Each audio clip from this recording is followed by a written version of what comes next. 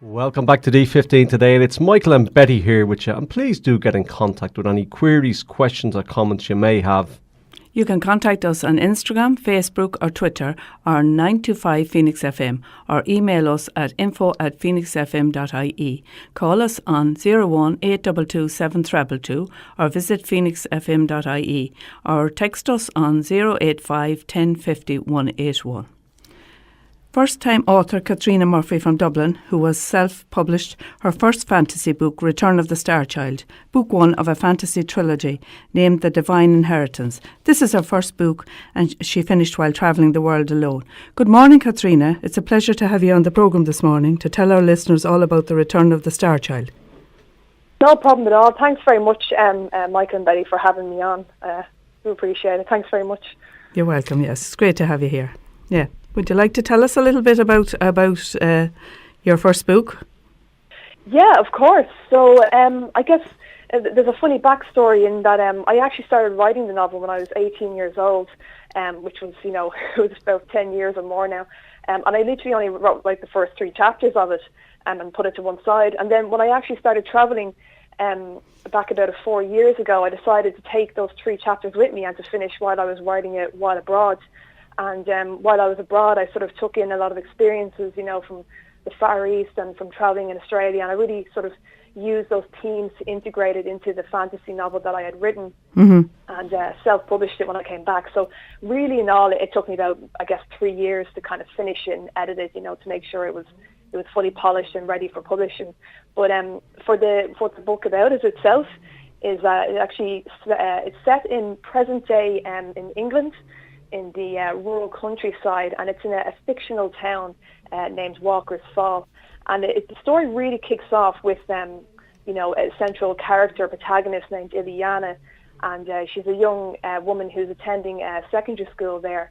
And it's sort of the theme really at the beginning of the novel is that the reader's really introduced to how she's been raised and reared in a sort of an abusive and very dysfunctional home. But an adoptive home as well, so she's never really known anything about where she came from. And then sort of an action sequence starts really from chapter 3 onwards when a mysterious dark creature named a Zinger sort of shows up at her town and tries to kill her. And then, it's all about, following her on her journey through escaping that creature and, running off to another world called the Other World.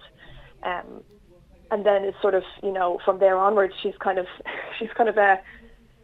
thrown into a situation that she's never been prepared for. And she's also sort of, while also kind of fleeing this kind of dark creature and this dark force that's hunting her down. And she's also trying to figure out who she really is, because she starts to develop supernatural abilities and sort of, being able to practice things like magic. And, she's also trying to acquaint herself with the other world, which is a world that's kind of filled with all kinds of creatures like fairies. And there's a sort of a crumbling monarch that's still trying to reign control of the kingdom of the other world, but it's sort of losing control there. And it's all about just really following her journey from start to finish. Mm-hmm. And what was your inspiration behind this series? The inspiration, I guess, it came from a number of different places, really. It was never really just one place. Mm-hmm. I sort of, I wasn't raised in probably the best kind of home environment myself.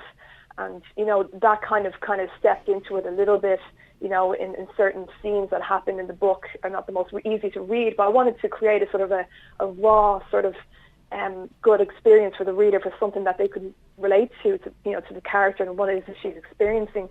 So, that kind of came into it. And then, the inspiration also came from really about, adapting to a new environment that you've never been in before and, finding yourself alone there. So, when I was traveling, I was on my own and, I'd been, it was the furthest way I'd ever been from home. And, it was really just, that key about having to adapt to your environment and kind of, surviving, and then just not just surviving, but thriving, So it was really about that. And I got sort of ideas for characters as well.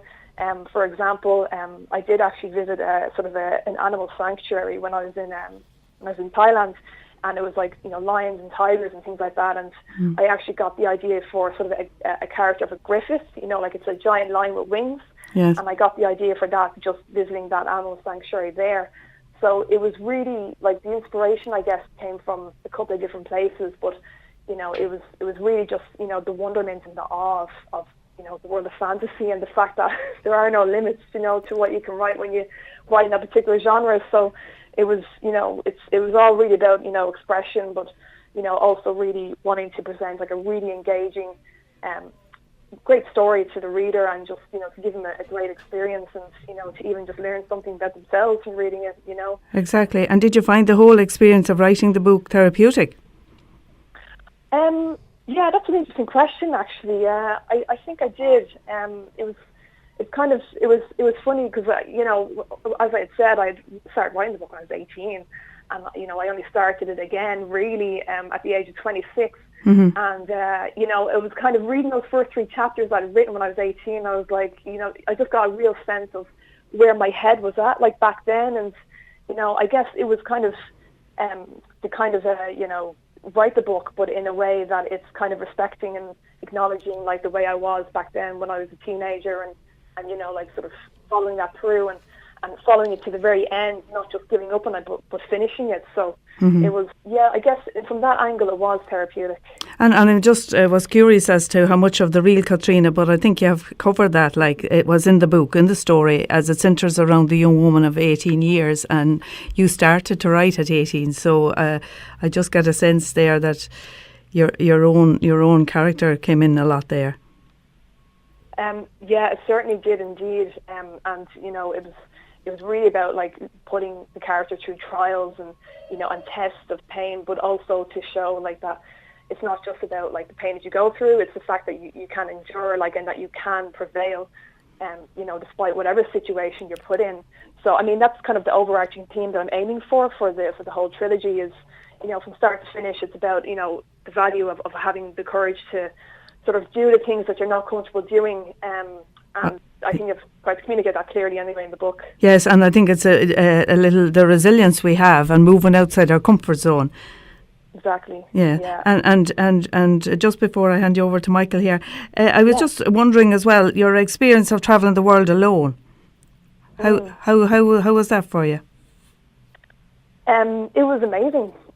It was, it's quite interesting in that when you do it on your own, you kind of see the world from your own experience. So you're not just believing the world the way it is from forms of media like the news or books or films. When you actually go out there and you're on your own, there's something very sort of vulnerable about it, but it can also be very humbling as well. So I came back and I had a very different view of the world, and a view of the world that I felt was more accurate. Yes. Yes. For myself, and kind of less kind of illusional, that kind of way. So it was definitely something that you kind of realize as well that people who live on the other side of the world are just almost kind of, in a way, they might not speak the same language or eat the same food, but their lives are kind of almost the same as yours. They have a job, they have family, and so it's it was nice in that way as well to kind of recognise that. And the safety aspect as a female, I'm just curious about that as well. Like, that you have to take that into consideration. I'll just Michael here wants to he's dying to get questions here. Just a moment.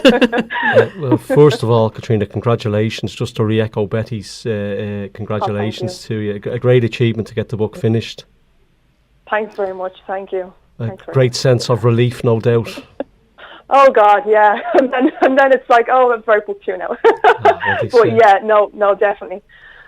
And can I just, Katrina, why did you set it in England? Yeah, I was thinking about putting it in Ireland or else putting it in England, and I thought just to add a bit of variety, I would set it in England. And I think the other reason was as well, I was quite influenced by the Harry Potter films and books at that age.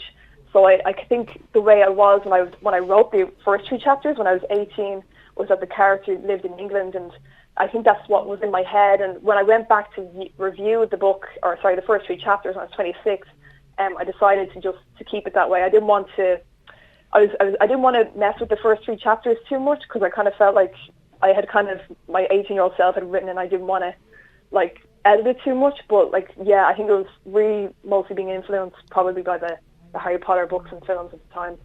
Oh, and can I just, like, in terms of your writing, do you write in the morning or in the evening, or what kind of a schedule? I know you're working as well, so what kind of a schedule do you have? Yeah, so the schedule really is during lunch times and during my job, like during the day. So my lunch hour, I'll probably spend about half an hour on the book. I also attend a writers group as well on Saturday afternoons. So like just being in a group kind of helps me with just kind of staying on top of it. I don't actually have like a fixed like schedule. I kind of just more do it during the lunch hours at work. And then if I feel like I need to review anything in the evenings, I'll do it in the evenings as well. But that's kind of mainly how I orientate myself each week.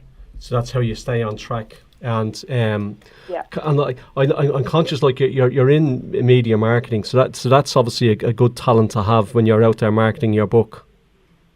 Yeah, for sure. Yeah, because I set up a Facebook page for the book as well, and I ran a few different ad campaigns earlier in the year, and it was interesting when I ran the adverts on Facebook.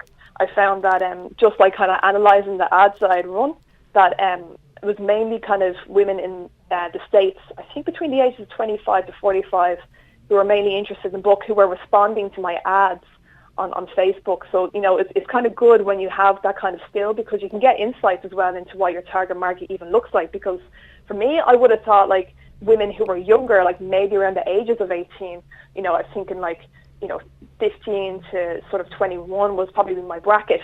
But in fact, it looks like, you know, women from the age of 25 to 45 were responding a lot more to my ads on Facebook. So it's just kind of interesting as well, like the insights you can get from marketing the book yourself. And Katrina, would you have any tips for any budding authors out there listening to us this morning? Yeah, discipline. Discipline. So I think, yeah, discipline, because I think for myself, like it was, and it's funny, like Michael asked me about the schedule, like, you know, yes, you kind of do need to have something like, and, you know, you have to commit to it. Like, you have to really just put the nose to the grindstone and just do it. Like, even doing it when you don't feel like doing it, even if it means you have to sit there and stare at the screen for ridiculous amounts of time, you need to just kind of apply yourself. Like, even if like the sort of the romancing sort of feeling is kind of gone, that you commit to it and you just stick with it. Mm-hmm. That's really key for getting the book finished. Okay, and like when do we expect a second book in the series? Next year. So I'm working on the first draft still at the moment, but it will be sometime next year. I haven't put in a hard date just on it yet, but yeah, it'll be okay. And just before we finish up here, where would you like to remind our listeners where we can get the book? Yeah, of course. So the book is available either in print or as an ebook on Amazon.